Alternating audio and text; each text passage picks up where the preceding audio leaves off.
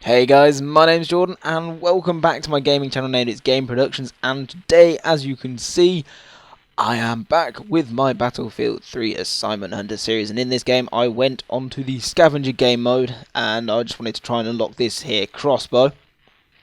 Just because it's an assignment to do. This game actually starts off really quite well. I don't do as well as I did at the start at the end, but it still turned out to be a pretty good game overall, although it is about a half hour long, so I probably will end up splitting it into 2 episodes. But anyway, yes, if you know the format for my Assignment Hunter series, then you'll know that I begin.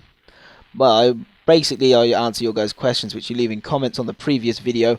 But yeah, I'm not entirely sure. I just end up rambling for most of the time. But anyway, yeah, just a quick few words on this Scavenger game mode. This is probably the best game mode ever have ever played. I enjoy it just so much.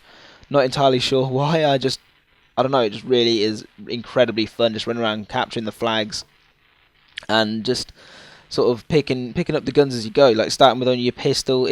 I don't know. It just feels so cool to play, and I just really enjoy it. And I had fun playing this game mode like the entire time, because this is actually the first time I've ever played Scavenger.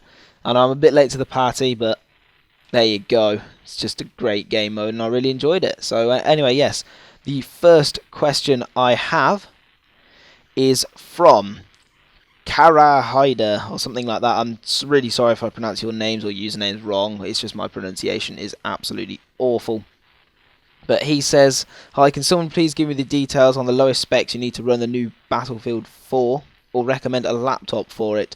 So the Battlefield 4 minimum system requirements are a dual-core CPU, something like an AMD Bulldozer or a Core i5, something like that. At least 2 gig of RAM, and then a graphics card with at least 256 meg of VRAM and support for DirectX 10, and then at least 20 gigs of hard drive space. And then the recommended system requirements is quad-core CPU at 3 GHz, so something like an i5 or an i7, or a Bulldozer FX series. No, it's Is it Pile Driver? No, I can't remember.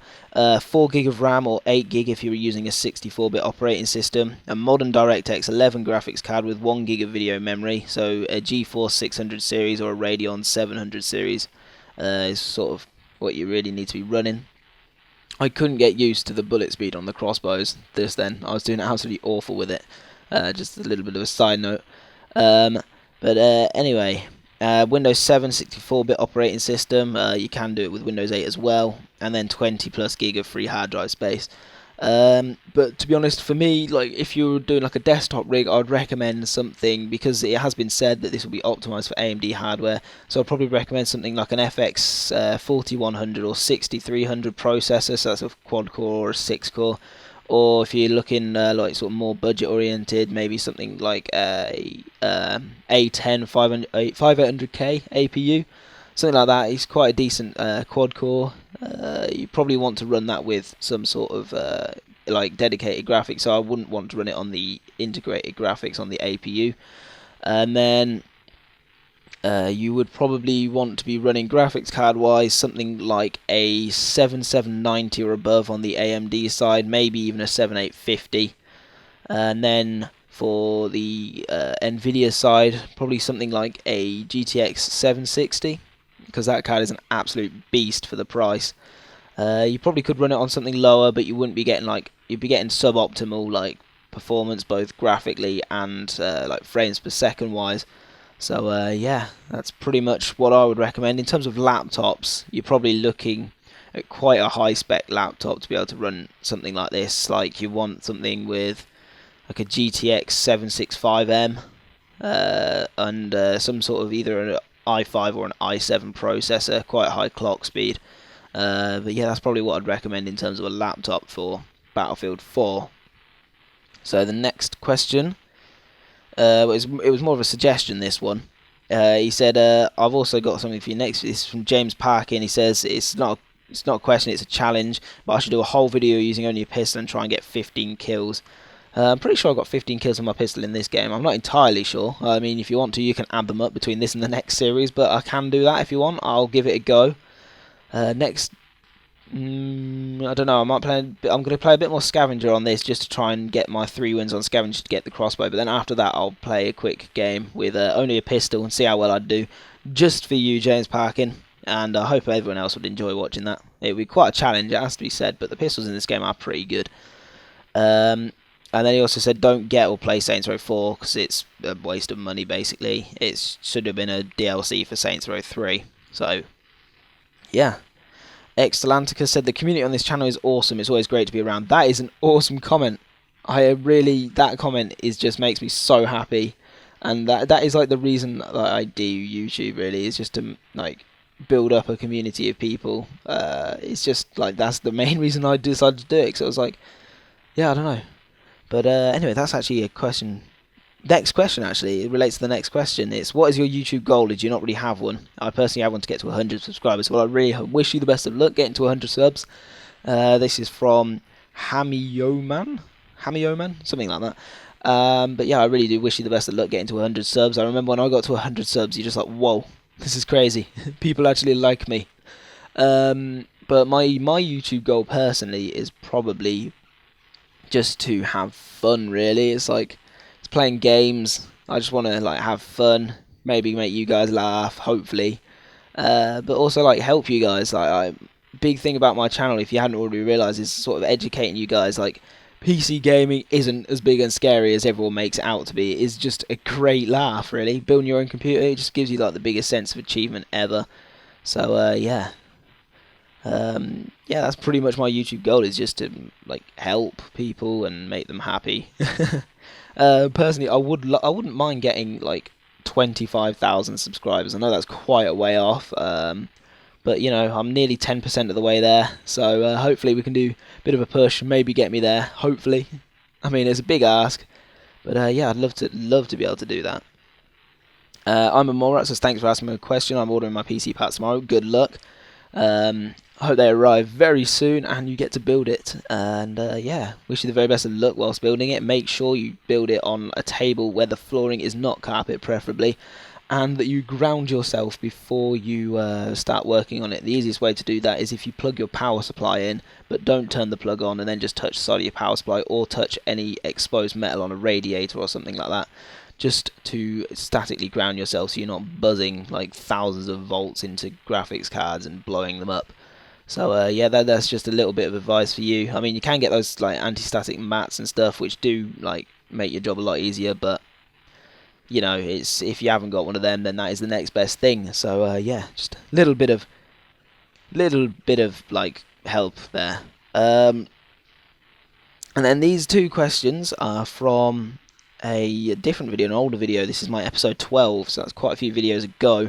But it was a new question. I thought it was a really good question, so I thought I'd answer it. So it's from TryHardTN, and he says, do you crossfire your integrated graphics in your dedicated graphics card? No, I don't, because my dedicated graphics card is too powerful to crossfire with my integrated. For you to be able to crossfire them, it needs to be a 6670 to be able to crossfire that, the dedicated with the integrated on my CPU, so I just don't, because I have a 6850, which is like too powerful to do it, and it would just probably, if you could do it, just make it into a massive mess, because they're such different powered cards, and it just really would not go well and or work at all. So yeah. And then Airsoft003, I'm not sure if I already answered this question, but he said, could you use a sniper more often? I could. I'm not the best at sniping. I mean, I do like to dabble in it a bit. I'm not terrible. I like to think I'm not terrible anyway. So yeah, I can do that. I can do that for you. Look at me, top of the leaderboard. I'm absolutely tanking it. Just can't touch me. It's brilliant. But yeah, that is pretty much all for the submitted questions, actually, which is kind of upsetting. But you know, I wanted to get another episode out because I had this gameplay. Because if you don't know, you probably can tell that I play beforehand and then record the audio afterwards. And I played this game and I was like, wow, I did quite well in this game. I'm quite proud of myself. I want to get this out. Because I was just running around capturing flags like an absolute madman. Like, you would actually not believe how many, well, you can actually see I have video evidence, but still, I was just running around like, yes, flags, and my team were just like, near the end of this game, my team were just camping the B flag, I think it is, right inside that big building in the middle, and they were just camping it and like not getting down. Like, whenever I spawned on squad, I just ended up in there and had to jump down and like lose loads of my health because had to parachute down and such. So yeah, that was kind of annoying. They just wouldn't push out and capture any of the enemy flags, even though they were like quite far in the lead. It would have been nice if they still were like pushing out, because I am quite an objective player. I always say this, like, yes, I do like to get a few kills and such, but my main objective is the objective. It's just how I play. I play for fun, but I play to win. It's sort of like, I don't mind, like, I won't be like proper serious. I won't like rage at people and stuff like that if they're not super. Although I did type a little bit of a message into chat at one point, just like push out of this area, stop camping B, because it was quite frustrating. And that when the flag neutralised thing came up, I stopped shooting at the guy, because I'm used to that coming up when you kill them. And I was just like, yeah, I've killed him, and then move away, and then managed to let him move out the way. So that was kind of upsetting. But yeah, like I don't know really. I do like to win the games and stuff, but it's like it doesn't bother me massively if, like, yeah, you know what I mean. I don't like rage at my team, but the only game which actually makes me rage is the Call of Duty Black Ops 2. Like, that game just frustrates me so much, because it's just full of so much random bullcrap. Like, seriously, it's just crazy. I just thought of something else, actually. You know, Battlefield 4, that game which is coming out very soon. Can't wait. I have like early beta access because I have premium, so I can't wait to play that. But anyway, yeah, Battlefield 4, I was looking at some of the information from it, and the revive mechanic has changed, and I think that's crazy. They've changed it so you only have a limited number of revives, and if you just spam revive people, it only brings them up at 20% health, whereas if you charge the revive, like the defibrillators up for 4 seconds, it brings them up to 100% health. But you only can revive 3 people, and like, that is a monumental change. Like, it's going to impact gameplay so much, because like what used to happen before is, like, when I'd be playing with my mates in a squad, we'd all get, like, everyone would get killed but me, and I'd literally just run around, bang, bang, bang. Everyone in the squad is back up. It's just like with full combat efficiency. Everyone's at 100% health. Everyone's ready to go fight, and like, that is just like incredible to think that now that is not possible. Yes, you can do it once and that is it, but you can't just go bang, bang, bang. You have to sort of charge it up first. You have to like wait for the opportune moment. And also the fact that it's got limited revives is probably going to like reduce the amount of times you get revived like right in front of an enemy LMG gunner just to get shot back down again and add to their points.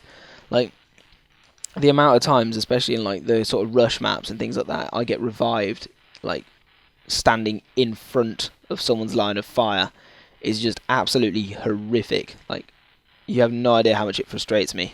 Yes, got some free dog tags. But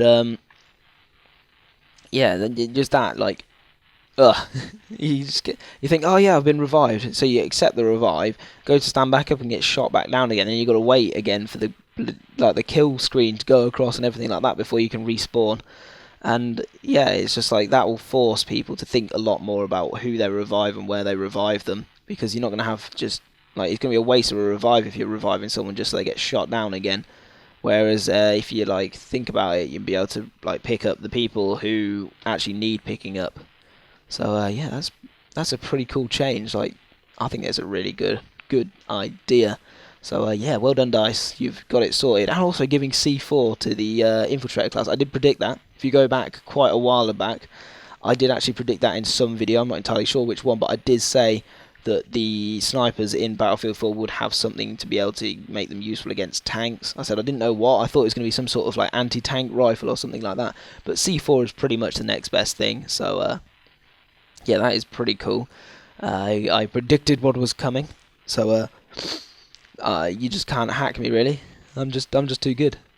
But yeah, that is pretty much it for this episode. I've run out of things to talk about, so you'll see the rest of this gameplay in the next episode. There's still 15 minutes of it left, so I'm sure you won't be sitting there bored. So anyway, guys, thank you for watching. Please subscribe, rate, comment, and all that awesome stuff. And yeah, that's pretty much it. So thank you, and goodbye.